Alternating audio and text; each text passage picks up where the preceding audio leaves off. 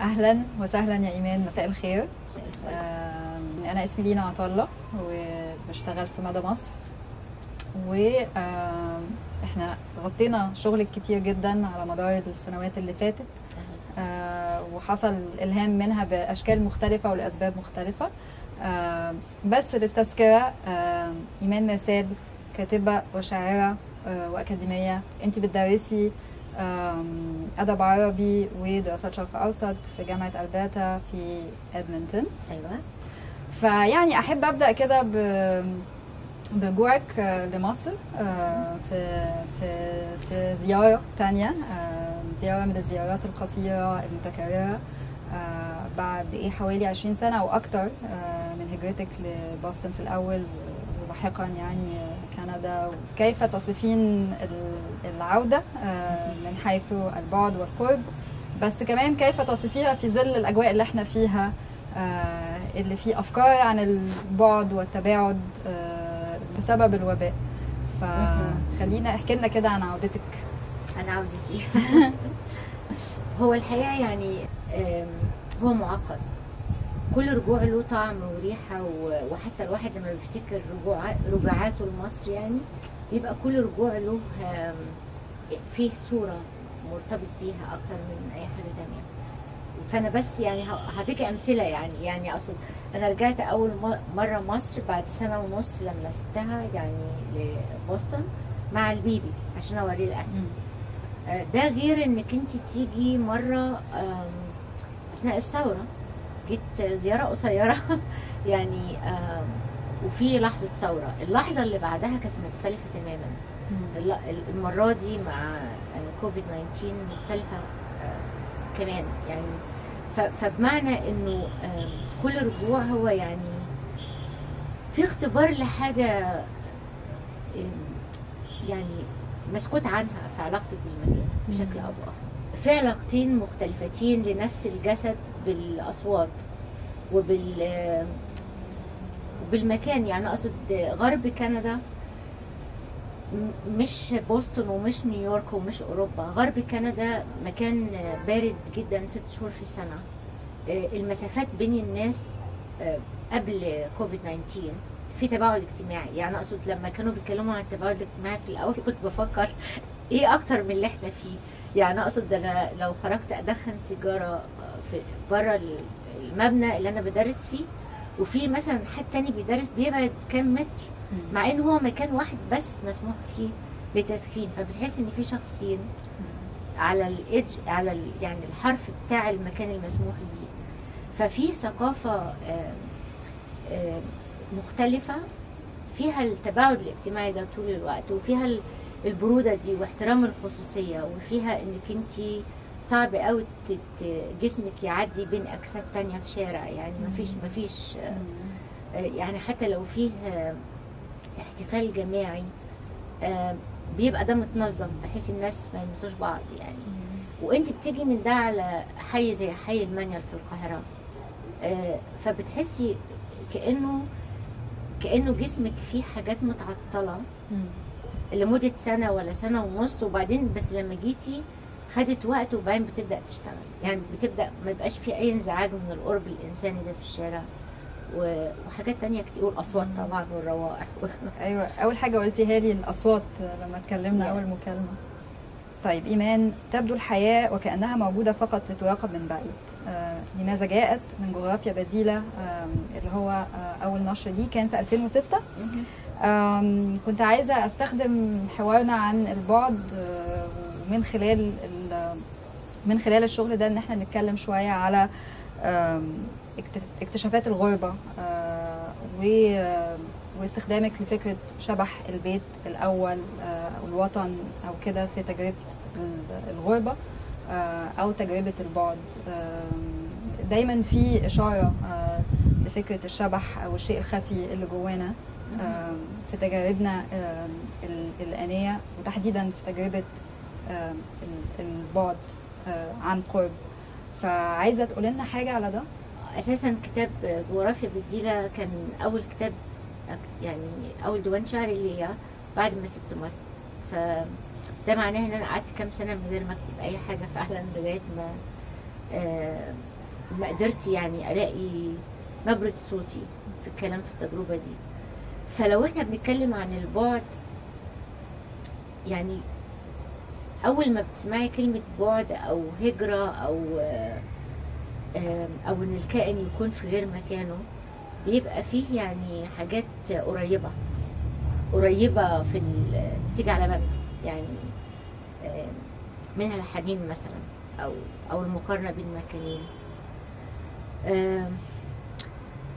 اعتقد انا كنت مهتمية بحاجة تانية، وهو ده اللي خلى جملة زي دي تتكتب. انت عارفة في الكتب يعني في العصر الوسيط في الثقافة العربية كان في تصور طبعا ما فيش حياة اصلا بره المحيط، بره بحر الظلمات اللي هو المحيط الاطلسي، تمام؟ ده في لغاية القرن الثامن والتاسع. وده كان في العالم كله، يعني احنا ما كناش متاخرين، بالعكس احنا كان تصورنا عن خريطه العالم اقرب للحقيقه من ثقافات تانية. لكن في القرن ال12 في واحد اسمه الإدريسي كتب كتاب اسمه نزهة المشتاق، فكان بيتكلم عن عبور بحر الظلمات. فهو كان شايف انه في جنيات، وان الامواج البحر ديت كبيره زي الجبال ومش ممكن تتكسر، وان ما فيش شمس وراه، فالسفن اللي بتروح ما بتبقاش شايفه عشان ترجع. انا كنت فعلا يعني مؤثر فيا جدا الوصف ده، وانا بدور طبعا يعني اثر فيا ده، وانا بدور على يعني ازاي اكتب اللي انا حاسه بيه مثلا في كندا باللغه العربيه لناس اصلا ممكن ما يكونوش شافوا كندا، وممكن ما يكونوش مروا بتجربه الغرب.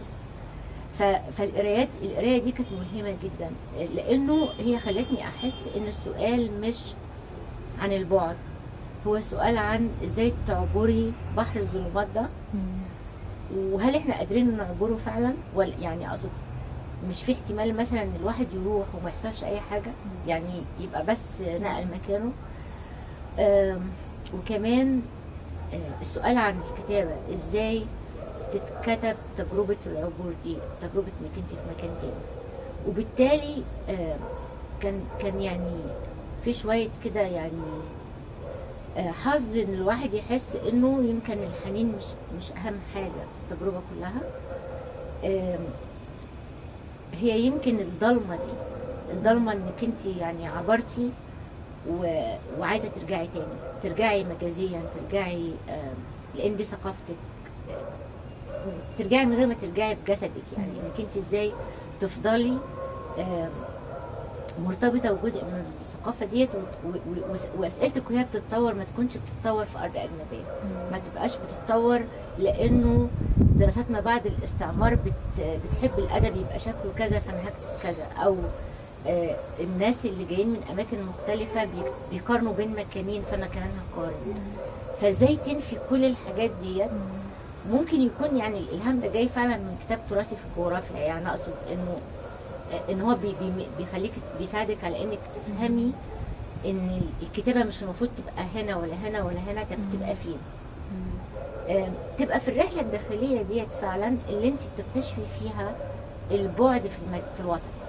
يعني بمعنى ان انت ما كنتيش في الوطن ده، ما كانش مكان مثالي، يعني ما كانش جنه، فمش هنحوله لصوره وهميه ونكتب عن الحنين، والمقارنات مش مفيده في رأيي الشخصي، يعني برضه في الوضع، في وضعية المهاجر أو العايش في وضع مكانه في غير مكانه، المقارنات أساسا محسومة وجاهزة، يعني واتقال فيها كلام كتير، فبرضه دي مش وظيفتي.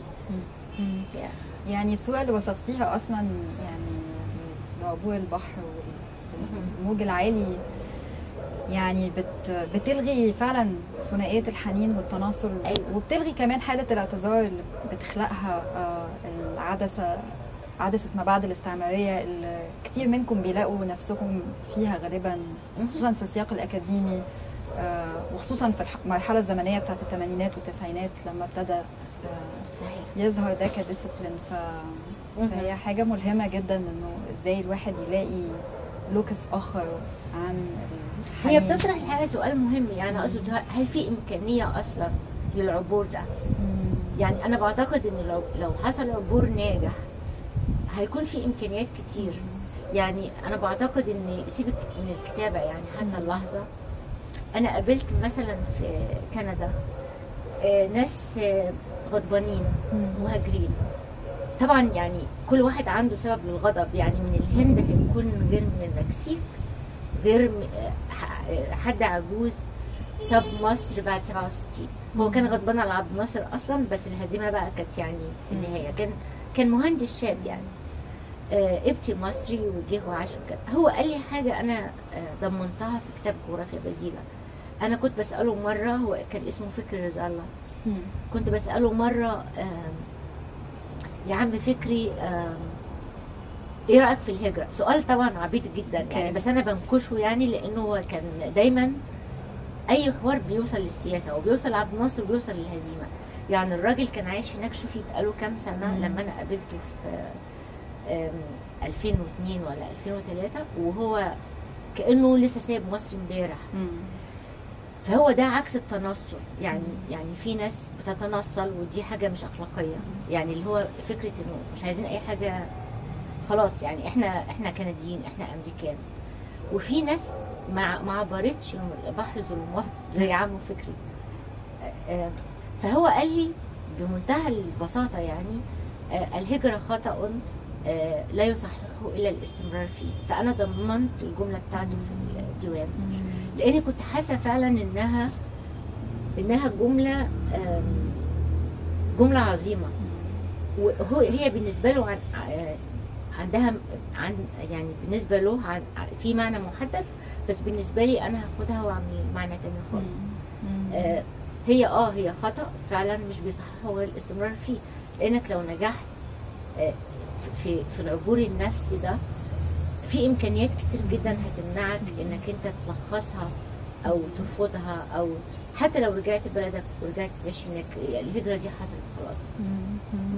بس كمان انت يعني غالبا في شغلك بتحاولي يعني تعتدي على زمنيه العبور، بمعنى انه غالبا رحله العبور دي هي رحله دائمه، وده بالنسبه لي مثلا متجسد في شغل اللكنه اللي انت مهتمه بيه، واللي انا فاهمه انك هتكملي شغل عليه اكتر السنه الجايه. وصفتي في جغرافيا بديله اعتقد وصفتي اللكنه لما الواحد بيتكلم بلغه اخرى كمرض وراثي، وكان في تطوير كتير للفكره في نص اللهجه اللي كتبتيه. فكأنه في كده تجسيد لفكرة انه العبور ده حالة مستمرة، مش حاجة بتحصل في لحظة وبتتم وبتنجح او لا تنجح يعني. ايوه اعتقد وانا بتكلم عن فكرة النجاح هي فكرة القبول بالعبور ده، ان هو حدث وامكانية تستحق المغامرة، يعني تستحق الجهد، لانه الحنين والتنصل هو رفض فكرة العبور. أنا بس عايزة أوضح ده، يعني أنا بتكلم عن ناس مشوا وسواء هم مسجونين في الحنين أو في التنصل ما حصلش عبور، لأن العبور ده ممكن يفتح إمكانيات كتير قوي وبالتالي هو مستمر، يعني سواء رجعوا أو لا، يعني فده اللي بقصده. اللكنة هنا يعني أقصد يمكن في جغرافيا بديلة كنت مهتمية باللكنة بالشكل ده، المرض الوراثي الشفاف الذي يفتح انه فعلا اللكنة فضيحة. يعني اقصد انا بحب يعني لو انت في مكان تاني انت بتحسي اصلا انها تعريف يعني بتقدمك اكتر من اللون ومن الجندر ومن حاجات كتير، وده غريب قوي. يعني اقصد الشخص محترم لغايه ما يفتح بقه وتسمعي اللكنه بتاعته فتعرفي هو منين، وبتصنفيه على طول، وتعرفي كمان الطبقه بتاعته احتمال يعني تعرفي كتير قوي عنه بس بمجرد. وده كان اهتمامي ساعتها في جغرافيا بديله، انه التوتر بصراحه الواحد حاسس ان هو يعني ان هو لازم يوسع مفهوم اللكنه، انه يبقى مجاز شويه، مجاز على وضعيات حديثه احنا عايشينها. سواء في يعني ملهاش علاقه قوي بانك تكوني عايشه في بيئه لغويه تانية. كأن اللكنه تعبير كده خفي عن نوع من الغربه، الغربه الغربه في مكانه الاصلي حتى يعني. ففي ثقافات كامله بلكنه يعني. ده يعني احساسي واصل لدرجه انه ممكن ثقافه كامله يكون عندها لكنه. اللغه الفصيحه دي اللي هي مستوى تاني في التعبير عن الذات مش موجوده. فكل حاجه فيها لكنه جايه من حته مختلفه. فانا عايزه امسك في موضوع المجاز ده برضو في سياق توصيفك للكنه في النص ال 12 في The Middle Ear، واللي بتستخدمي فيها فكره برضو الشبح. فحتى لو سيبنا موضوع اللكنه ومسكنا في فكره الشبح كمجاز، بحسه حاضر جدا في الشغل عامه. فلو تقدري تقولي لنا اكتر على الاستخدام ده، ايه مرجعياتك فيه، ايه جمالياته بالنسبه لك؟ يعني طبعا في سحر الخفاء، يعني سحر ما هو خفي في الاستخدام ده، بس هو يعني مثير. أيوة. جدا. يعني لو انت متربيه في الريف، يعني في معتقدات كامله اصلا قايمه على فكره الشبح. طبعا انا مش بحاول الريف المصري يعني لحاجه فلكلوريه خالص، انا بتكلم بجد يعني. اقصد يعني الناس بيخافوا من الاشباح، الاطفال مقتنعين يعني. يمكن لو في اطفال في مدينه بيقروا من قصص اطفال يكونوا خايفين من حاجه تانية، بس احنا كنا بالذات بنخاف من الشبح. وكان في فكره انه شبح حد ميت ده يرجع او يظهر يعني. انا اعتقد ان انا اهتميت بالشبح كمجاز عن جسد المراه اللي لسه بيتكون في قصايدي الاولى يعني اقصد كنت دايما انا الشبح مش الشخص الميت يعني. الشبح اللي هو يعني الشبح اللي هو مش متشاف يعني، بس هو عنده وعي بنفسه ان هو شبح. لكن اعتقد مع كتاب الأمومة المجاز ده اتنقل لحته ثانيه بسبب صور الام في القرن ال19 في التصوير الفوتوغرافي يعني.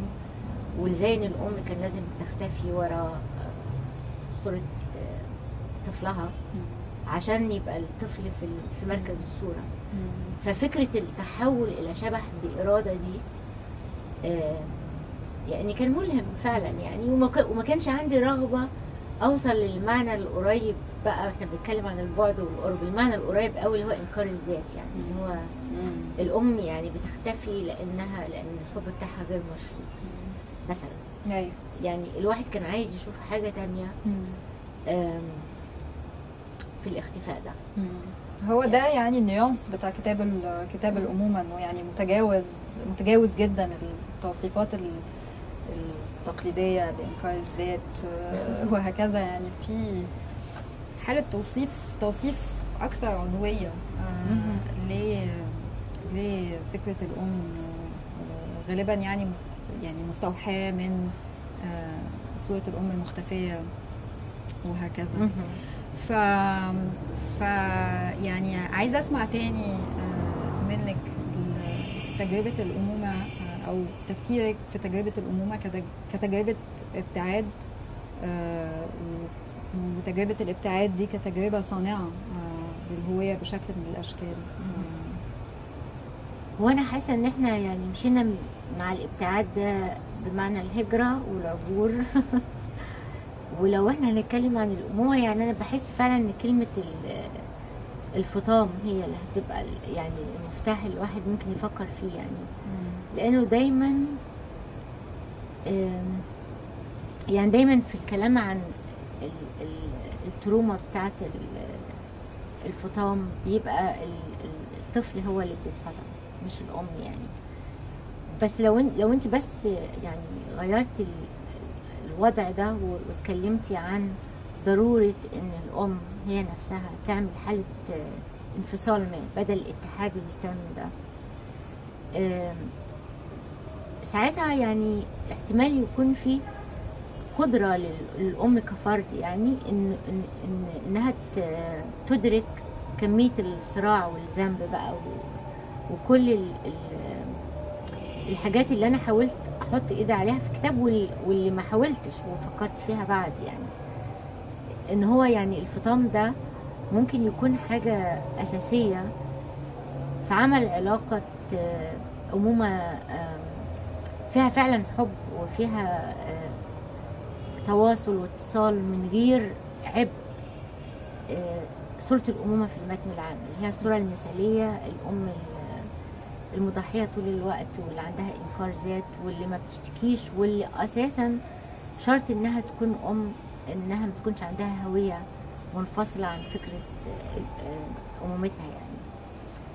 يعني الكتاب ما كانش من أحلامه أبدا إن هو يفتح باب الشكوى من الأمومة، لأنه يعني باب الشكوى من الأمومة يعني موجود على فكرة، موجود بشكل شفوي يمكن مش مكتوب، لكن أنا كنت بتصور إنه في حلم تاني كده، إنه إدراك صعوبة الأمومة والحاجات اللي مسكوت عنها فيها ممكن تساعد الناس إن هم يدركوا طريقتهم الشخصية للتحرر من الأمومة. والتحرر من الأمومة هنا مش معناها إن هي ترفض إنها تبقى أم، لو عايز ترفض ده يعني طبعا يعني مقبول تماما. أنا بتكلم يعني مش إنها تتخلى عن المسؤولية الأخلاقية بتاعتها كأم، لكن إنها من جوه التجربة ديت ممكن تحط إيدها على الصعوبات ديت وتحاول بطريقتها برضو تفكر فيها.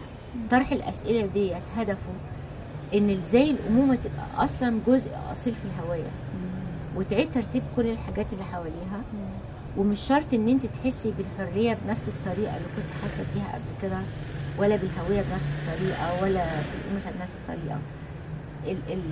شرخ الامومه ده اكيد له تاثير هيخلي حتى فكره الانوثه مختلفه. اوكي يعني ده بس اللي بقصده. اوكي طيب خلينا نعمل خطوه كمان في تتبع فكرة البعد من جسم شغلك ككل، يعني عشان نوصل للعمل الأخير في أثر عنايات الذات. في اقتباس من الكتاب بتقولي أنا مشيت في اتجاهها طويلا، وده خلاني أفكر في كمان حاجة تانية بتقوليها في النص، إنك أنت مش مجرد بتحاولي تنقلي مجموعة من الحقائق عن حياة هذه الكاتبة أو عن حياة عنايات الذات، ولكن يعني ما عاشته من احتياجات وأوهام وسوء فهم مع العالم. فلو ينفع توصف لنا حالة التتبع عن بعد من ناحية، وعملية إنتاج معرفة عن طريق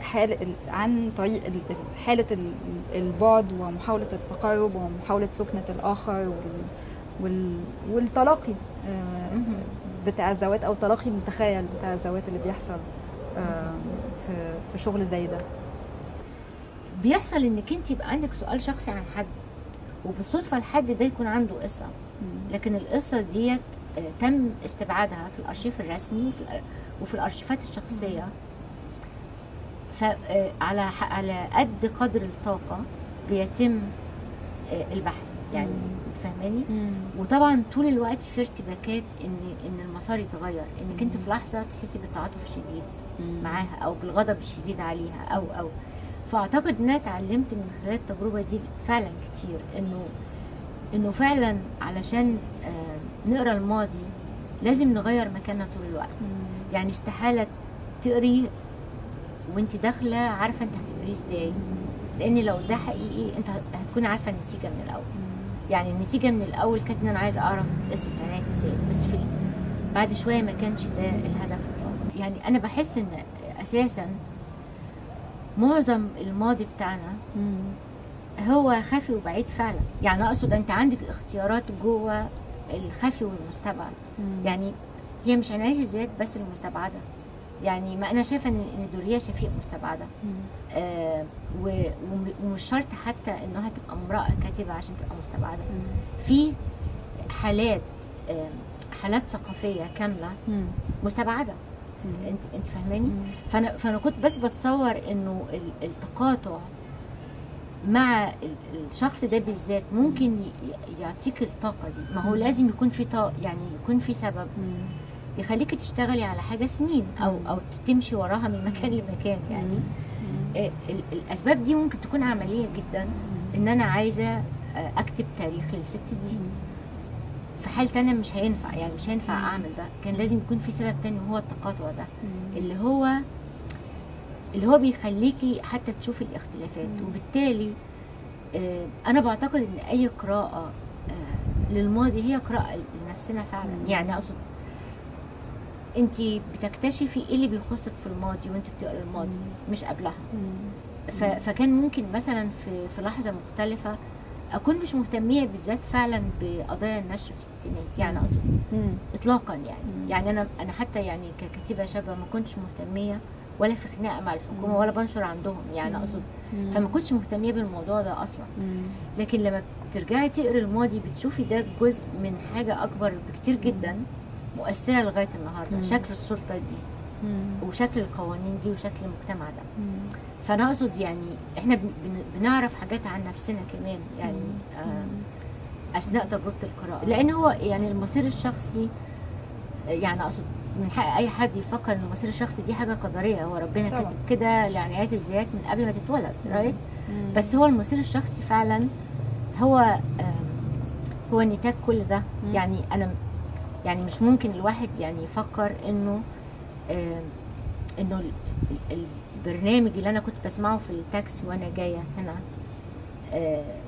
يعني له علاقه بسياق سياسي وثقافي كامل. يعني اقصد هو مش حاجه منفصله يعني.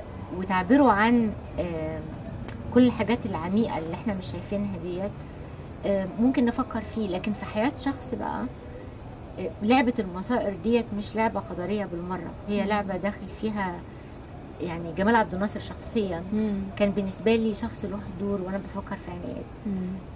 مدام افلاطون الخياطه كان شخص له دور. يعني هو ده العالم اللي هي اتحركت وعاشت وحلمت واحبطت فيه ببساطه يعني. طيب معاطف شبه الوحده. معاطف شبه الوحده فاكراها؟ زمان ده مره معطي 95 بالظبط كده. كنت عايزه استخدم المقطع ده علشان اسال عن الوحده كحاله ابتعاد او كحاله بعد. ازاي البعد اكشلي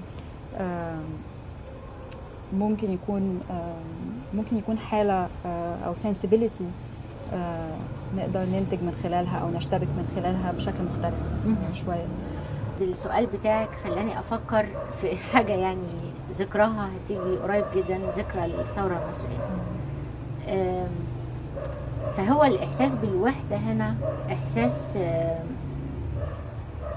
ملوش علاقه بفكره انك عايزه تكون في المكان. وان كان الواحد لحظه الثوره المصريه وهو بعيد على طول عايز يجي وعايز يبقى فعلا شاهد على اللي بيحصل يعني.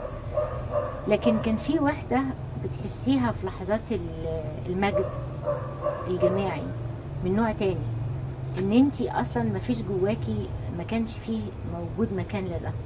يعني جيلي انا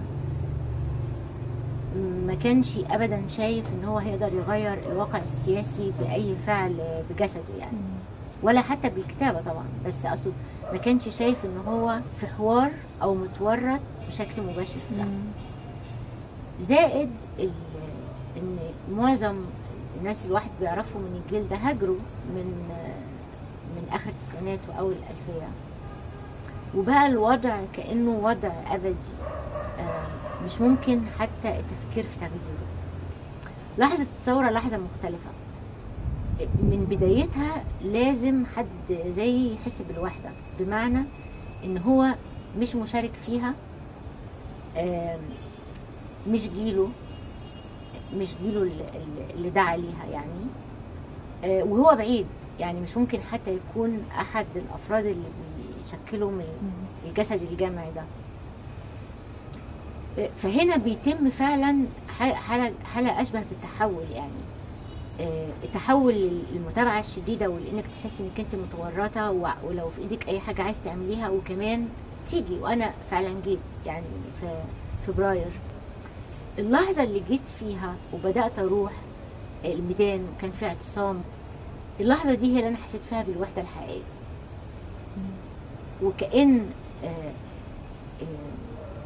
فكره انك انت تبقي في وسط الناس دي وتسمعي هما بيقولوا ايه، في صوت داخلي تاني بيطلع ما كانش ممكن يطلع وانت قاعده تشوفي المشاهد العظيمه والملهمه من ميدان التحرير وانت قاعده في اوضه لوحدك في قاره تانيه. يعني هناك انت عايزه تبقي جزء من المشهد ده، لكن جوه المشهد حسب بصعوبه ده، ليس تعاليا على الافكار اللي كانت بتتقال مثلا، بل احيانا عدم فهمها. يعني انا فعلا في لحظه كان في شباب قاعدين يتناقشوا كذا وكانوا بيعرفوني فانا قعدت معاهم، بس لغه المناقشه نفسها انا ما كنتش فاهماها. يعني كان في حاجه واقعه في قاموسي الشخصي اتبنت وانا غايبه، وكنت بشوفها لاول مره. ده بيعمل يعني الحاجتين، يعني انت ربما بالنسبه للصحافه فكره انك تكوني شاهد له وظيفه توثيقيه ووظيفه اخلاقيه، لكن يمكن الكاتب عنده مهمة تانية، لأنه يعني طاقة التشاؤم بتاعته مش شرط تكون فعالة ولا منتجة ولا مفيدة للناس اللي حواليه، لأن في لحظة الصوت الجمعي ده محدش بيسمع أصوات فردية أصلا. مش ابن واعي، يعني مش إن هو أنا أكثر وعيا فشايفة اللي هما بيعملوه ده، لا خالص. صح. هي فكرة بس كأن في حاجة في الكاتب بتخليه يتفرج حتى على نفسه احيانا اكتر ما هو يشارك ويتورط، بالذات في الحاجات في الجسد الجمعي ده. فانا بتصور ان المشكله كانت في الحته دي، انه بسرعه تتحمسي وتبقي هتموتي وتبقي مع الناس، ولما تبقي مع الناس تبقي محبطه كانك عايزه تشوفي الصوره من بعيد شويه يعني. ولما بتسمعي بقى الكلام اللي بيتقال، هم دول الثوريين اللي بيقولوا كده، ده غريب قوي يعني. انت فاهماني؟ أيوة. فهو مش موضوع ان عندك يعني حل او عندك وعي مختلف، هو ربما يكون فشل انك تكوني جزء من اللحظه دي. بس الوحده هنا لها معنى، يعني ايه؟ يعني الوحده اقصد يعني الرومانسيين بيتكلموا عنها كانها اختيار مثلا. أيوة. يعني انا مختاره ابقى وحيد. في ناس يعني بيحسوا وجودي كده ممكن يقولوا انها فشل يعني فشل في عدم وجودها، في كسرها او في ازاحتها. بس الواحد حاسس برضو ان الوحده دي هي حاجه فعلا ممكن تكون كويسه قوي، تكون بنت وعي يعني انه انت بتحاولي تعملي الاتصال ده وبتبذلي جهد تجاهه، بس لازم تحترمي ان دي طاقتك.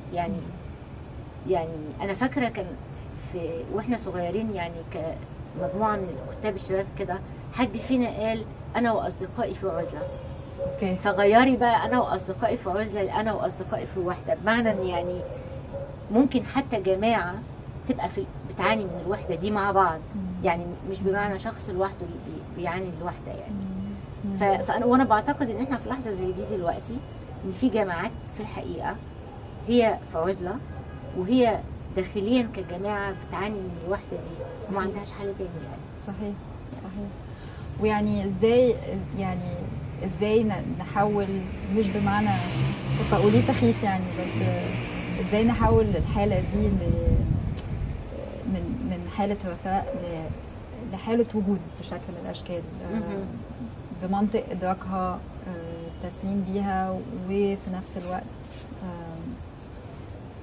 هي في الحقيقه برضه ممكن تبقى مساحه منتجه لشيء ما يعني. اكيد في لحظه فعلا مش هتسمع غير بكده.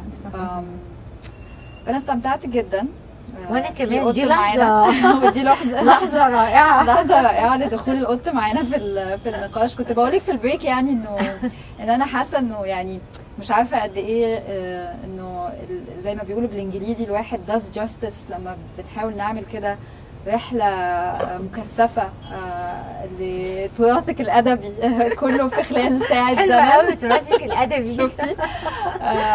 فمش عارفه قد ايه موفق ان الواحد عمل كده، بس في نفس الوقت ممكن يبقى فيه قيمه لان احنا نربط الحاجات في بعضها او نفكر فيها بشكل متقاطع ومتداخل. فعايزه اشكرك جدا على وانا حقيقي متشكره الرحلة جدا، دي. انا اتبسطت جدا ونسيت ان في كاميرا اوقات حلو. طويله هو ده وخبطت الميكروفون هو كتير. ده الهدف. طيب شكرا يا ايمان. شكرا يا